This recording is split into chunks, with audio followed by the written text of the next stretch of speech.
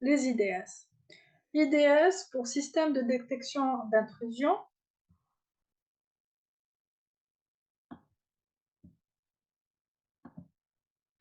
Alors, les systèmes de détection d'intrusion, c'est, va rassembler, en fait, ce qu'il va faire, il va rassembler et analyser les informations d'un ordinateur ou d'un réseau pour identifier les violations possibles de politiques de sécurité. Un IDS est aussi appelé un sniffer de paquets puisqu'il intercepte les paquets. Une fois capturés, les paquets sont analysés et il va évaluer si il y a une intrusion ou quelque chose de suspect et émettre un signal d'alarme. Donc, comme son nom l'indique, il va permettre la détection et non pas la prévention. Donc, les fonctionnalités d'un IDS, c'est la surveillance et l'analyse des activités de l'utilisateur et du système. L'analyse, il va analyser les configurations système et vulnérabilités, évaluer l'intégrité des fichiers et systèmes, la capacité de reconnaître des patterns d'attaque, analyser les patterns d'activité anormales, localiser les violations de des politiques utilisateurs. Et on a deux types, grosso modo, d'IDS. On peut les catégoriser en deux types, en deux grandes familles. Les IDS réseau, qui vont être connectés, ou va avoir un système IDS qui va être connecté au réseau. Et ici, en réalité, l'IDS il va être en parallèle. Ça veut dire que le trafic qui va passer par là, il va y avoir une copie qui va être envoyée vers l'IDS réseau. Que le trafic passe dans ce sens ou dans ce sens. C'est pas... Mais le trafic qui va passer par ce point-là, il va avoir une copie envoyée au système, à l'IDS réseau. Et on a les IDS hot ou HIDS. À ce moment-là, chaque machine va avoir un IDS installé dessus. C'est un logiciel qui va être installé sur la machine elle-même. Ça peut être sur des machines euh, comme celle-ci ou sur des serveurs. On peut les avoir un peu partout. Maintenant, les IDS va se baser sur différentes méthodes pour la reconnaissance d'intrusion. On va avoir la reconnaissance de signature, la détection d'anomalies et la détection d'anomalies protocole. Alors, à quoi correspond chacune? La reconnaissance de signature, elle, va rechercher dans l'activité de l'élément surveillé les empreintes ou signatures d'attaques connues. Euh, Par exemple, si on repart de ce qu'on avait vu pour tout ce qui était SYNSCAN, on sait que le SYNSCAN va avoir comme empreinte plusieurs signes envoyés soit à différents ports d'une même machine ou envoyés à quelques ports ou un port de plusieurs machines. Seules les attaques doivent correspondre à un modèle. Une signature binaire peut être définie pour une portion spécifique de paquets, par exemple les flags TCP. Une signature mal formée peut déclencher une fausse alarme. Et le problème qui se pose, c'est que certains malwares ou certaines attaques, comme par exemple le NIMDA, va créer le besoin de plusieurs signatures pour une seule attaque. Parce que finalement, si un bit est changé et que ce bit fait partie de l'empreinte, bah, l'empreinte, ça peut invalider la signature pour cette attaque.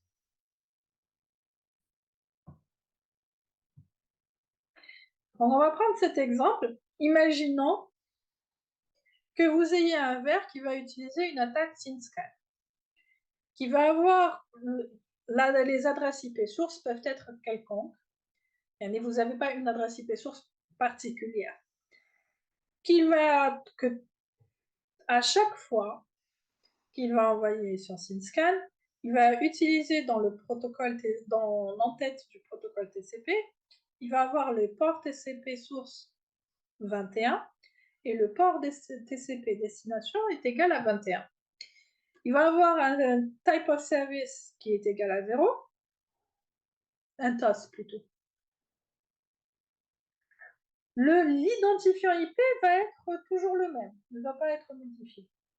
Donc à chaque fois qu'il va envoyer un SYNSCAN, il va faire un SYNSCAN, l'identifiant IP sera toujours le suivant, 3 942 615.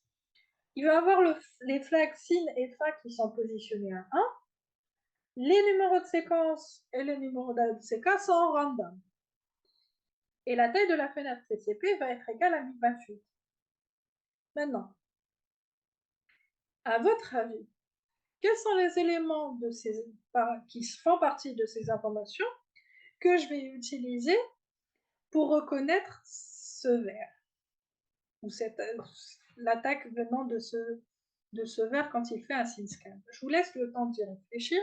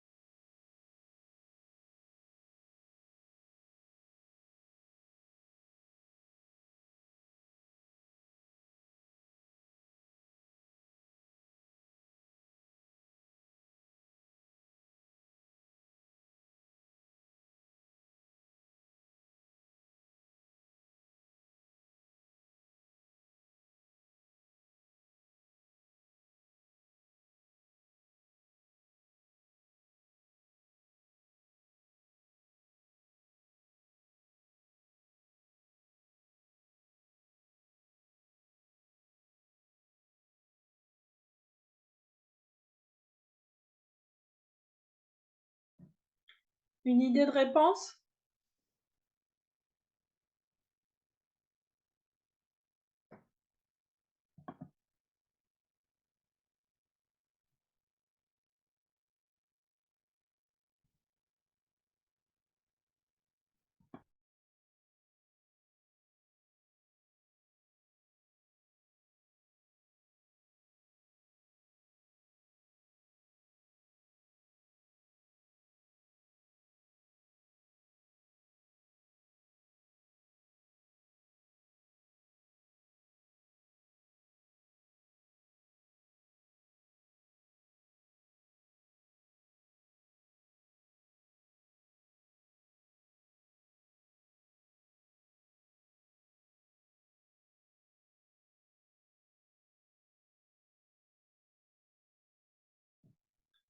Alors, j'ai dit, la question que j'avais posée, c'est vous avez ces éléments.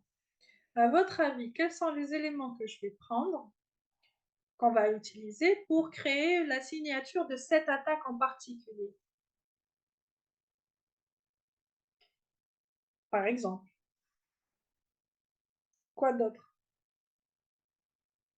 Enfin, j'aimerais que plusieurs personnes euh, donnent leur réponse.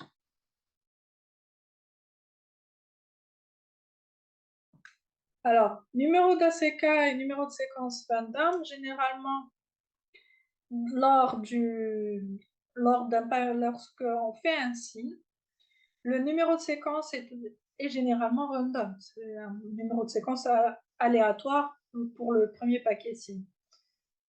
Le port source et le port destination, les deux à 21.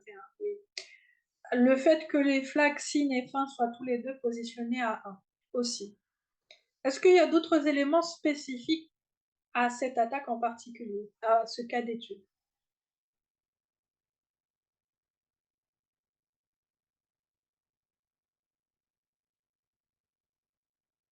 Qu'est-ce qu'elle a la fenêtre?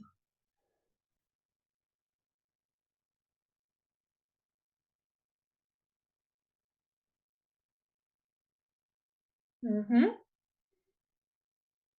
Oui, on peut se prendre ça comme exemple. Alors, en fait, pour la signature d'une attaque, je dois prendre suffisamment d'éléments qui permettent de détecter cette attaque sans pour autant que, pour éviter que des paquets qui ne soient pas de l'attaque soient détectés, mais je ne dois pas aussi qu'elle soit trop spécifique et risquer de perdre certains, de ne pas détecter des versions de l'attaque parce que ma signature était beaucoup trop spécifique. On va prendre donc donc si je prends ça, en fait, ce que je vais pouvoir prendre en considération, je peux dire comme quoi les éléments, je peux dire comme quoi le port TCP, source et destination, les deux sont égales à 21. Généralement, on n'a pas ça dans une communication normale. On ne va pas avoir le même port source, c'est égal au même port de destination. Je vais avoir aussi que les flags signe et fin sont positionnés à 1, puisque généralement, si j'ai un signe, ça n'a pas de sens que j'ai un fin juste en même temps. L'un c'est une demande de synchronisation, l'autre, c'est une demande de terminaison. Donc, ça n'a pas de sens.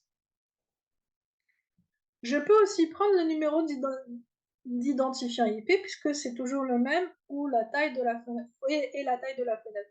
Maintenant, je peux dire que si le verre entre-temps, le concepteur du verre a modifié certains éléments, imaginez que maintenant le numéro d'identifiant IP, n'est pas le même à chaque fois, donc il est random, donc on ne peut plus utiliser cette partie, que la taille de la fenêtre est différente à chaque fois, par exemple, mais qu'il garde le fait que les ports source et ports destination soient égaux, tous les deux égales à 21, et qu'il garde comme quoi le flag signe et fin sont tous les deux positionnés à 1.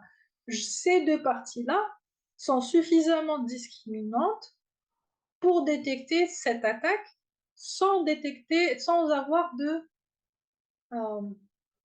de fausse alerte. La détection d'anomalies, c'est toute déviation d'une utilisation normale. Alors, toute déviation d'une utilisation normale est marquée comme étant une attaque. Donc, en d'autres termes, en réalité, pour pouvoir faire cela, on a besoin de créer un modèle du réseau normal. Et puis, c'est sur ce modèle de réseau normal qu'on va pouvoir trouver tout ce qui est une anomalie par rapport à la normalité. Donc, certaines anomalies peuvent être seulement des irrégularités. Certaines anomalies peuvent être seulement des irrégularités dans l'utilisation du réseau. Et la création de ce modèle est peut-être très compliquée et peut-être aussi, même si on arrive à créer ce modèle est spécifique au réseau sur lequel il est appliqué et dès qu'il y a un changement dans le réseau, ce modèle doit être modifié pour prendre en considération ce changement. Sans parler d'autres problématiques. Par exemple,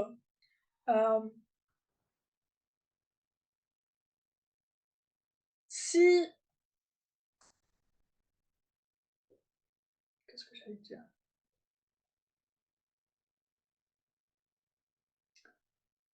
Si on est en train de créer le modèle sur un réseau qui a un problème, qui a déjà un problème de sécurité, si vous imaginez que dans le réseau, il y a une porte dérobée ou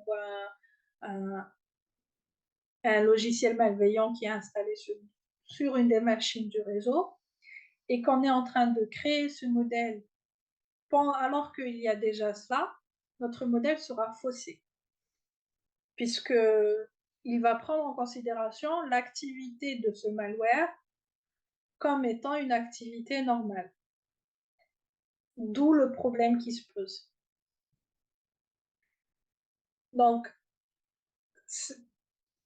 c'est une des manières de détecter une intrusion. L'autre manière, c'est la détection d'anomalies protocole. Ici, ça va être beaucoup plus simple. Alors, elle va se baser sur des anomalies spécifiques à un protocole. Ce modèle a été intégré au modèle IDS et il identifie les failles spécifiques des protocoles TCP/IP dans le réseau.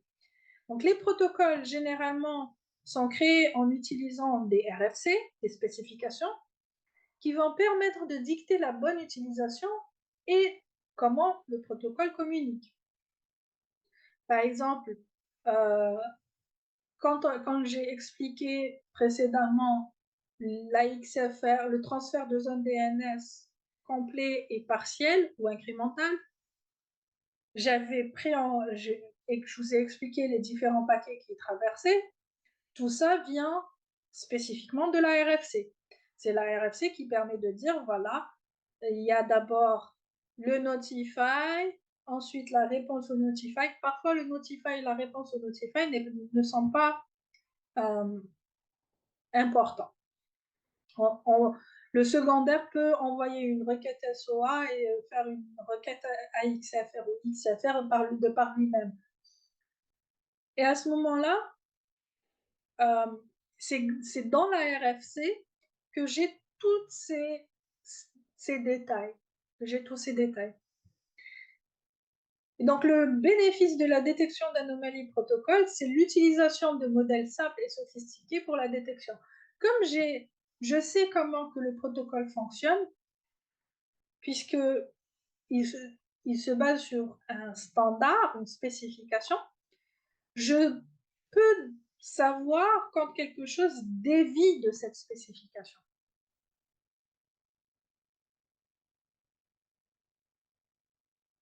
Et c'est grâce à cela que j'ai la détection d'anomalies protocole. Alors, la détection d'anomalies protocole, contrairement à la détection d'anomalies qui demande un travail qui va demander un travail rigoureux et qui doit être mis à jour de manière régulière, le modèle du réseau doit être mis à jour de manière régulière. La détection d'anomalies protocole, ici, le modèle n'a pas besoin d'être mis à jour régulièrement puisque les spécifications d'un protocole ne changent pas aussi souvent que ça.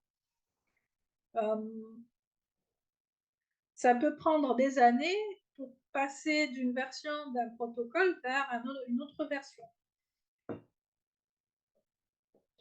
Et donc modifier les spécificités.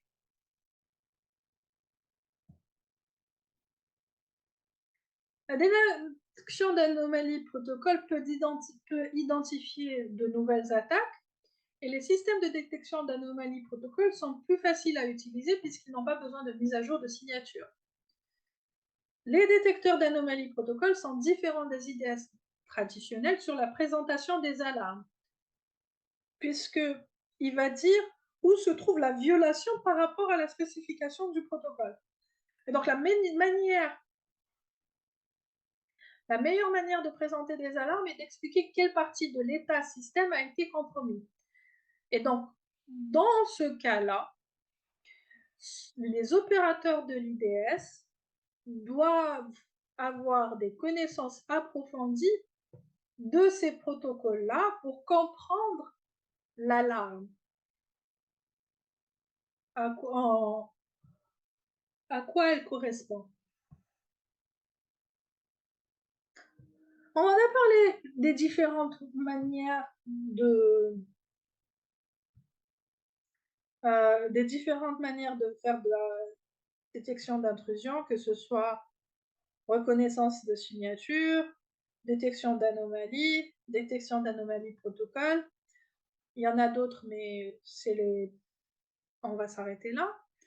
C'est les vrais positifs, les faux positifs, et les vrais négatifs et les faux négatifs. À quoi ils correspondent. Donc, un vrai positif, c'est une alarme qui a été générée et que, en réalité, il y a bien la condition pour la génération de cette alarme est vraie. Ça veut dire, si on prend par exemple un IDS, il y a eu une alerte à cause d'une attaque et que quand on vérifie, c'était bien une attaque. Un faux positif, c'est quoi? On a une alerte, mais il n'y a pas eu d'attaque. Ça veut dire que l'IDS ou le pare-feu ou l'antivirus, etc., ont détecté quelque chose, ils ont mis une alerte, ils ont émis une alerte, mais quand on va voir pour analyser ce qui a été détecté, ce n'était pas une attaque. La raison peut être que la règle qui a été utilisée, elle n'est pas suffisamment spécifique. Et donc, elle permet de détecter des choses bénignes. Si on parle d'IDS réseau, on va parler de paquets. On va détecter des paquets bénins comme étant une attaque alors que c'est bénin. Le vrai négatif, c'est il n'y a pas d'attaque, il n'y a pas d'alerte. Tout va bien. Le faux négatif, c'est il n'y a pas d'alerte, mais il y a une attaque. C'est un problème. Donc nous, ce qu'on veut, c'est qu'on n'ait que des vrais positifs et des vrais négatifs. Les faux positifs sont un problème parce que ça va prendre du temps d'analyse. En fait, les personnes qui vont, les personnes, les analystes qui vont analyser l'alerte, ils vont perdre du temps sur le faux positif, alors qu'ils peuvent passer plus de temps sur des vrais positifs. Mais bien sûr, on ne sait pas que c'est un faux positif avant de l'analyser. Et le faux négatif, c'est un autre problème, pas parce qu'on perd du temps de travail, mais parce que on ne va pas détecter une attaque. Donc, ce qu'on veut, c'est minimiser au maximum les faux positifs et les faux négatifs.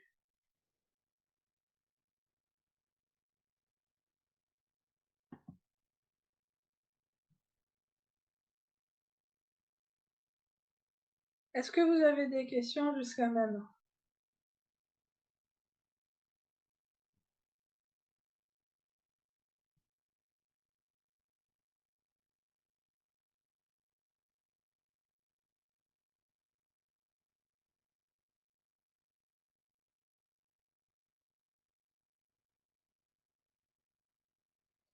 Ok, je continue.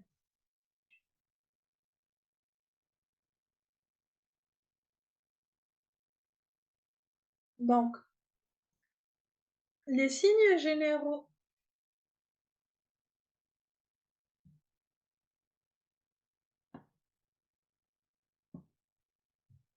je ne sais pas. Chez moi, ça coupe pas.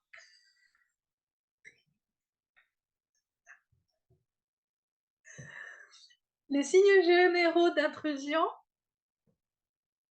vont être plusieurs. Alors, l'indication d'intrusion, les indications d'intrusion système, si on a eu une intrusion au niveau du système, on va avoir la modification des fichiers de configuration, bien sûr, modification qui n'a pas été faite par, qui n'a pas été programmée, faite dans les règles de l'art, modification non voulue, si vous préférez. Vide, ou trous dans les fichiers log et d'audit système,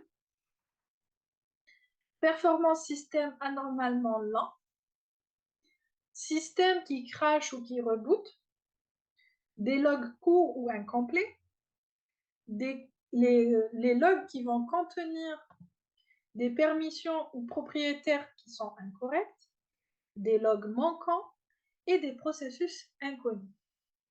Donc si on a certains, ne serait-ce qu'un de ces éléments-là, c'est un signe comme quoi il y a eu une intrusion au niveau de notre système.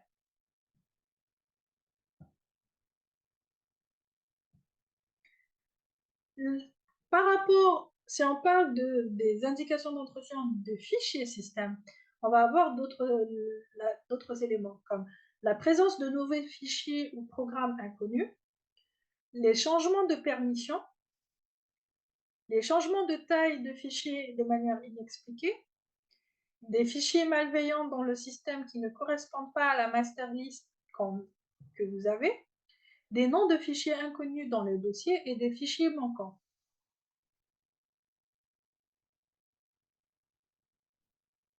Et si on parle d'une intrusion réseau, on va avoir des sondages répétés des services disponibles sur la machine, des connexions d'emplacement inhabituelles ou insolites, des laissés répétés de connexion à partir d'un node distant, des données arbitraires dans les fichiers log qui vont indiquer une tentative de créer un DOS ou un crash de service. Donc, si je reprends au départ, en fait, généralement, quand il y a une intrusion, si on parle d'un attaquant, qu'est-ce qu'il va faire? Il y a plusieurs choses qu'il va essayer de faire. Vous vous rappelez que généralement quand un attaquant a atteint son objectif, l'une des choses qu'il va faire, c'est cacher ses empreintes. Pour cacher ses empreintes, qu'est-ce qu'il va faire? Il va supprimer des éléments des logs, supprimer les éléments qui montrent qu'il y a eu intrusion. Donc c'est une chose. Il va aussi, avant ça, il va mettre en place dans, dans la partie exploitation et la partie persistance, il va installer des processus, on va mettre en place des processus pour pouvoir soit faire exploiter une vulnérabilité ou quelque chose, ou alors pour pouvoir avoir une persistance dans le système, donc permettre à l'attaquant d'accéder au système de manière régulière. Que ce soit et donc on va avoir des processus inconnus. On peut aussi avoir des modifications dans les fichiers de configuration, dans les fichiers par exemple, si on prend que ce soit, alors sous Linux on appelle ça cron, sous Windows on appelle ça le task scheduler. Vous allez pouvoir trouver par exemple dans le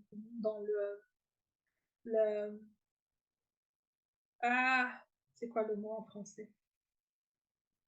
Des processus qui vont être schedulés qui ne devraient pas être, qui n'existaient pas. Donc c'est une chose. Et ainsi de suite. La performance des systèmes qui peut être anormalement lente, ça dépend. Imaginez que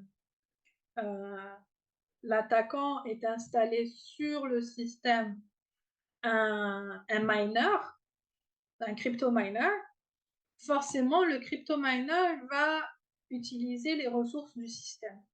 Et donc, selon le type de crypto miner, comment il est programmé, etc., certains crypto miners, qu'est-ce qu'ils vont faire? Ils vont utiliser des ressources qui ne sont pas utilisées par le reste, et d'autres, vont utiliser les ressources en général et ils s'en foutent des autres processus.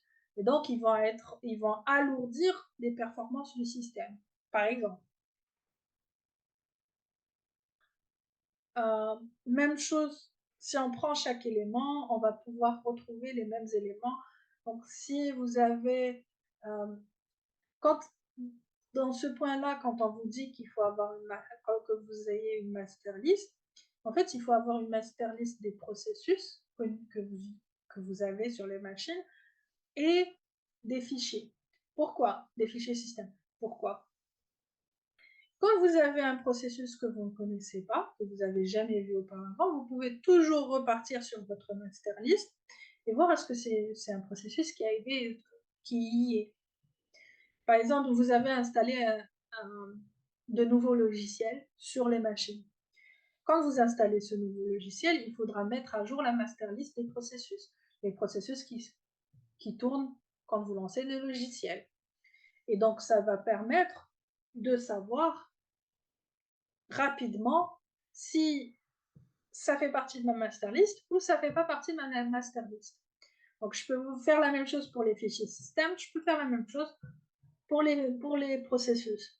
Et donc, si j'ai des fichiers qui manquent, j'ai des fichiers qui ne sont pas connus, ou j'ai des processus qui ne sont pas connus, je peux à ce moment-là les analyser plus en détail et pouvoir, selon le protocole de réponse aux incidents qui est mis en place dans l'entreprise, vous allez prendre ça en considération et utiliser le playbook qui est mis en place. Donc vous avez plusieurs éléments.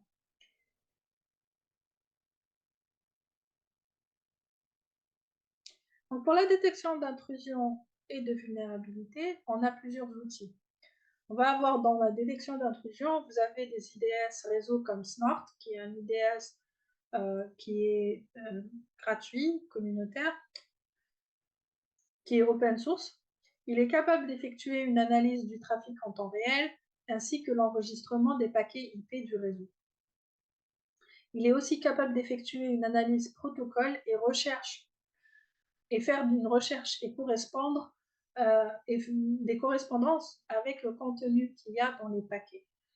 Il peut être utilisé pour détecter une variété d'attaques et de sondages comme les buffer overflow, les scans de port et ainsi de suite. Alors, on va voir l'utilisation de Snort plus en détail en TP, où on verra comment configurer Snort et comment créer des règles Snort. Vous allez voir que pour la création de règles, on peut utiliser les capacités directes de Snort, on peut utiliser aussi le PCRE. On verra ce que c'est que le PCRE, mais grosso modo, c'est un genre de langage qui va utiliser les expressions régulières. En fait, on utilise les expressions régulières pour pouvoir faire une détection, grosso modo. Maintenant, s'il y a eu un IDS à détecter une attaque,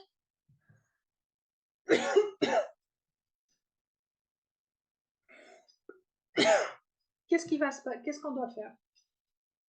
On a plusieurs choses qu'on peut faire. Configurer le pare-feu pour filtrer l'adresse IP de l'intrus,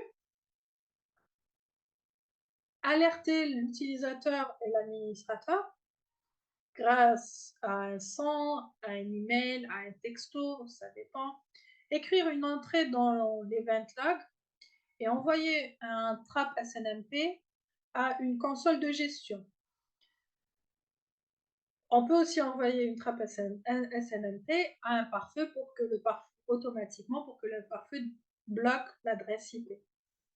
Enregistrer les informations de l'attaque, l'heure, donc le timestamp, date et heure, l'adresse IP de l'intrus, l'adresse IP et port de la victime, les informations protocole, enregistrer un trace file des paquets en binaire pour une analyse future, lancer un programme séparé pour gérer l'événement et terminer la session TCP grâce à la création d'un paquet TCP fin ou RST pour forcer l'interruption de la connexion.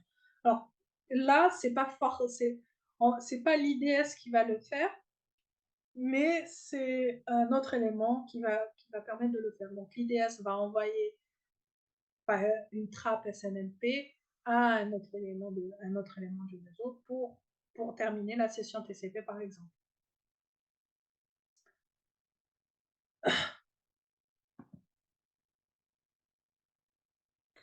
Maintenant, on peut toujours évader les systèmes IDS selon le type de système IDS. Donc, pour l'évasion des systèmes IDS, on a plusieurs manières de les évader. Puisque plusieurs IDS réseaux vont utiliser le pattern matching, donc ils vont utiliser des signatures. Si on modifie les scripts d'attaque qui possèdent des signatures connues, ça va permettre finalement d'évader le système IDS qui se base sur la signature AD, sur cette signature-là. Donc l'évasion d'IDS se concentre à déjouer la signature correspondante en altérant l'apparence de l'attaquant. Et on va l'évader en changeant les scripts d'attaque en général. Donc on a différentes manières d'évader un IDS.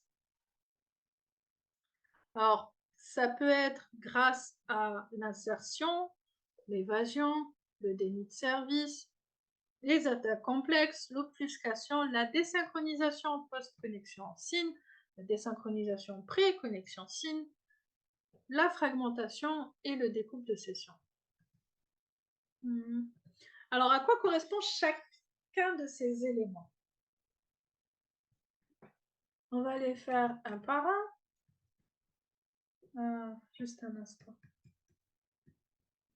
Je vérifie si je n'ai pas... Si je ne l'ai pas mis plus loin.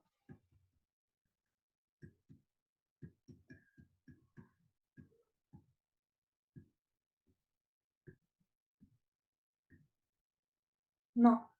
Bon, un l'image.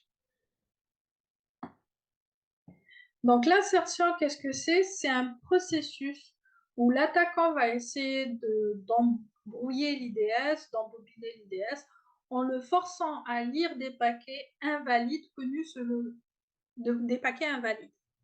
Donc le paquet ne va pas être accepté par le système cible, mais il va être considéré par l'IDS. Alors ce paquet, généralement, ça peut être un paquet mal formé ou bien un paquet qui ne va pas atteindre sa destination ou un paquet qui est invalide. Donc, si l'IDS lit le paquet invalide, alors l'IDS va devenir confus.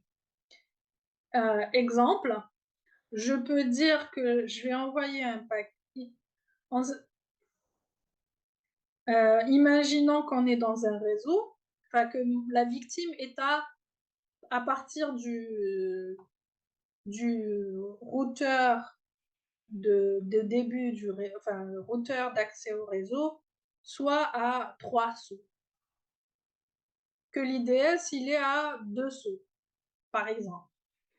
Si l'attaquant envoie un paquet vers la destination, mais dont le TTL est égal à, on va dire, 2, bon, c'est pas 2, mais imaginons que c'est pour faciliter la chose. 2, ça veut dire qu'il va arriver à l'IDS va le voir, mais il ne va pas arriver à la destination, à la victime.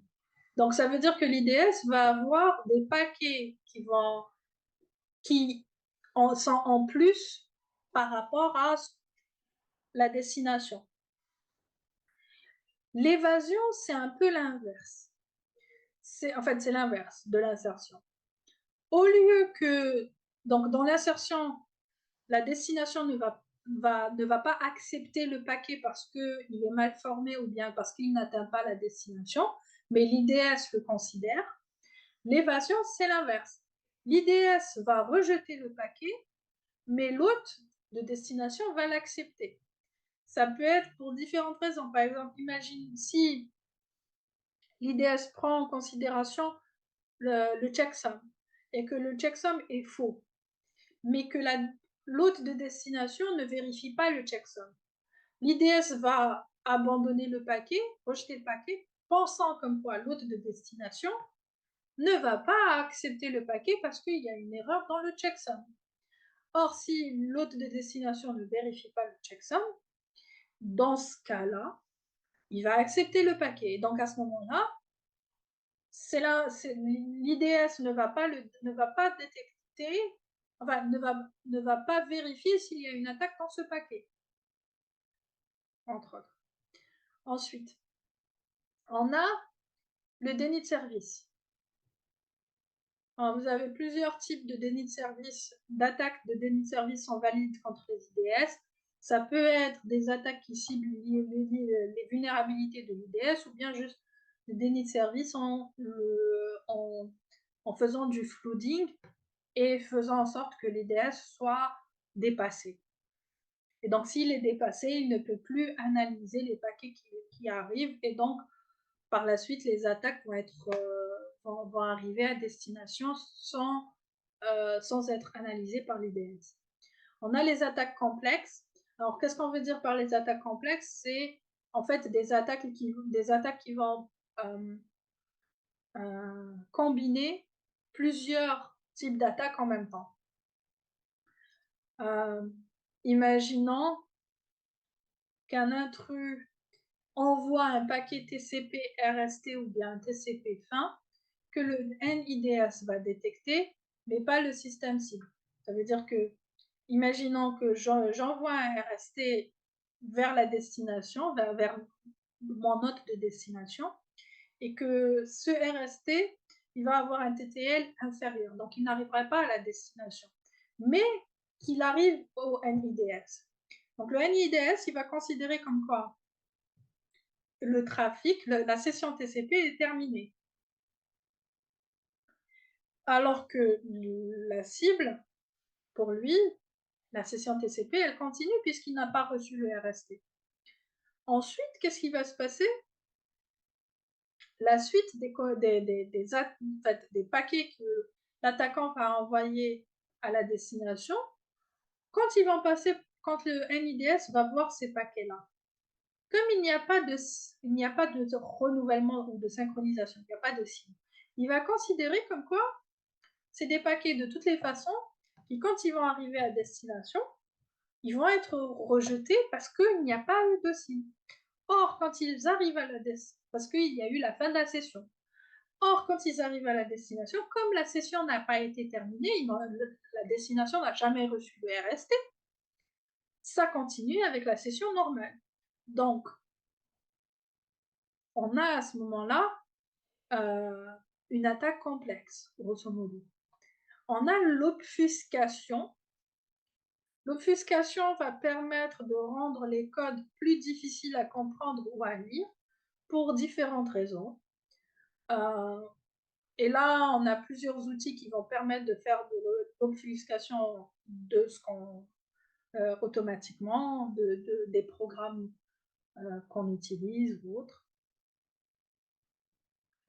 Ensuite, on a la désynchronisation post-connexion SIM et la désynchronisation pré-connexion SIM.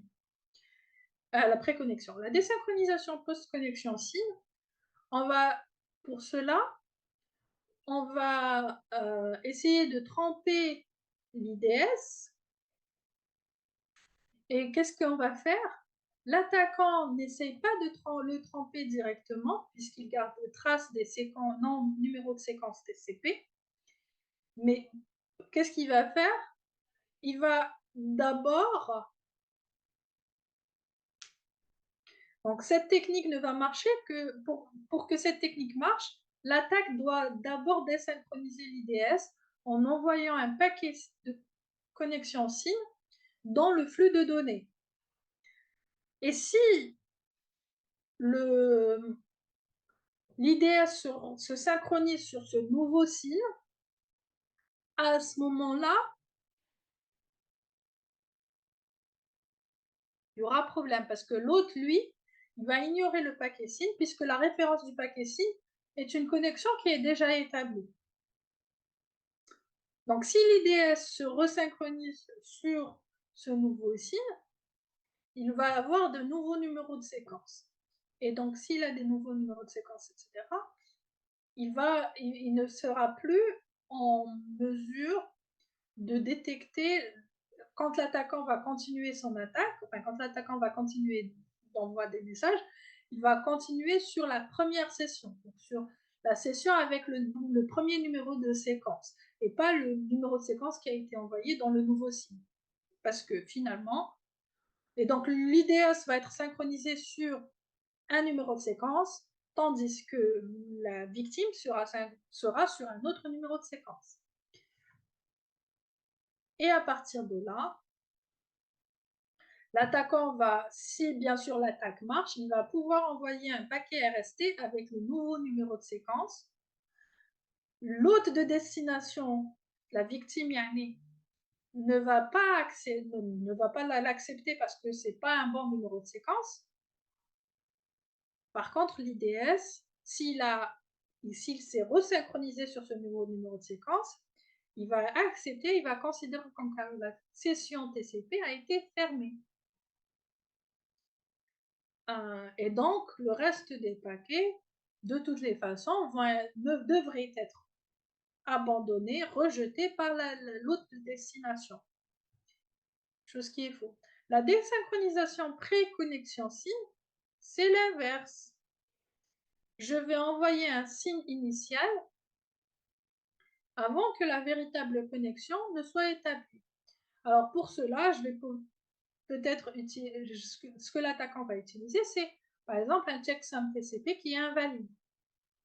Donc si le checksum TCP est invalide, que l'IDS ne vérifie pas le checksum, mais que l'autre vérifie le checksum, le signe va être, l'IDS va être synchronisé sur ce signe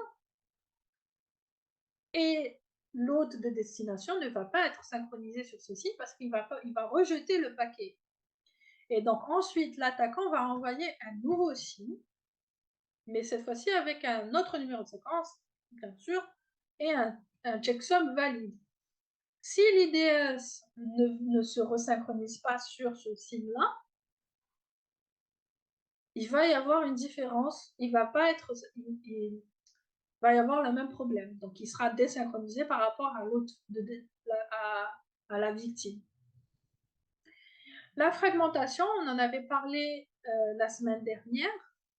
Donc, c'est ce qui va permettre, dans le cas de certains types d'IDS, de les évader. La découpe de session, c'est la même chose que la fragmentation, sauf que au lieu que ce soit au niveau IP, c'est au niveau de TCP, c'est au niveau de la couche, donc non pas au niveau de la couche réseau, mais au niveau de la couche au-dessus. Et donc ce qui va être fait, c'est aussi pour essayer d'évader la correspondance de chaîne. Ok, next. Alors, comme un pare-feu va avoir des limites d'observation, un IDS aussi va avoir des limites d'observation. Donc là, si les événements sont dans un réseau différent, l'IDS ne peut pas les observer. Si l'IDS ne fonctionne pas, si l'IDS ne comprend pas le protocole, ou s'il y a si la limite de bande passante est excédée. Vous savez que tout élément réseau va avoir une limite maximum de bande passante. Si la limite est dépassée, il ne pourra pas observer tout ce qui va passer, grosso modo.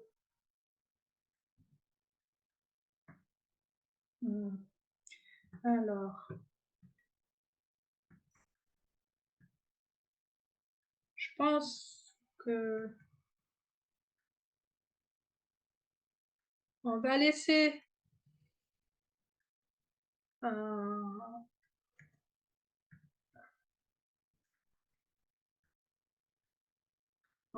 les IPS pour la prochaine semaine. On a vu donc les pare-feux, les IDS, enfin pour samedi prochain. On arrête là pour ce matin et on se retrouve cet après-midi à 1 heure pour le TP. OK? Est-ce que vous avez des questions avant d'arrêter?